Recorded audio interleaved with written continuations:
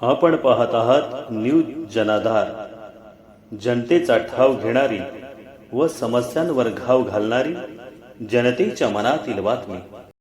ताजे अपडेट्स पाहण्यासाठी लाईक करा आणि सबस्क्राइब करा। संत विचारांचा जागर, टाकेश्वर येथे भव्य महासत्संग मेळा उत्साहात संपन्न। ब्राह्मलीन योगी रिद्धिनाथ बाबा सत्संग परिवाराच्या 12व्या वर्धापन दिनानिमित्त आयोजित करण्यात आलेल्या भव्य महासत्संग मेळावा आज रविवार दिनांक 4 जानेवारी 2026 रोजी श्री क्षेत्र टाकेश्वर मठ, टाकीचा पठार, आपटे, तालुका शहापूर, जिल्हा ठाणे येथे भक्तिमय वातावरणात पार पडला।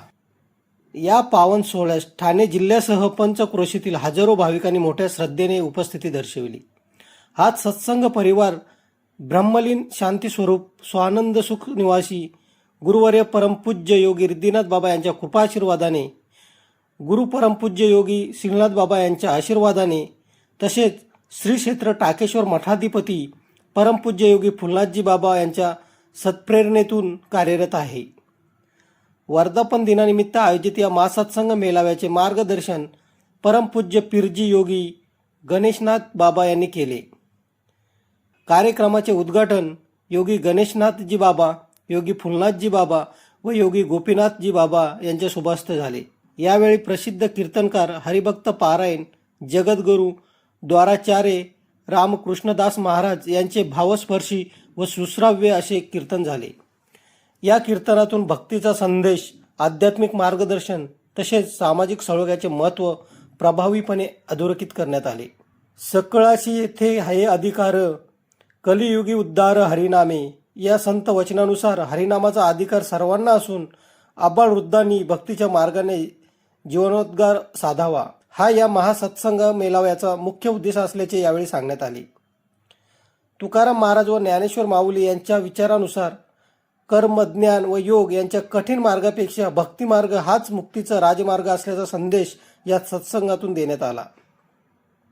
या कार्यक्रमाच्या यशस्वी आयोजनासाठी सत्संग परिवारातील शिष्यगण, पंचक्रोशीतील ग्रामस्थ यांनी विशेष मेहनत घेतली। सुरक्षेच्या दृष्टीने पोलीस दल तैनात होते।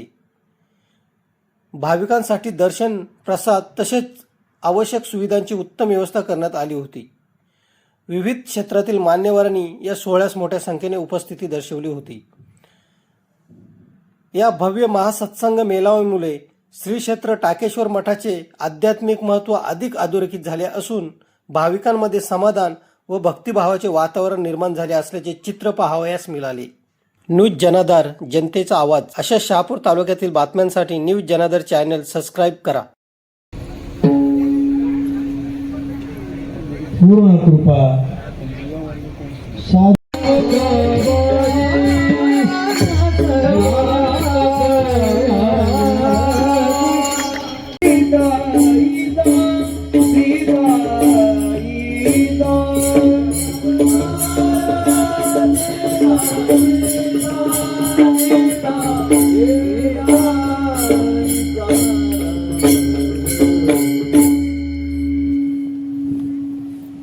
तसं शहापूर, मुरबाड, वारकरी पंथामध्ये अग्रभागी आहे।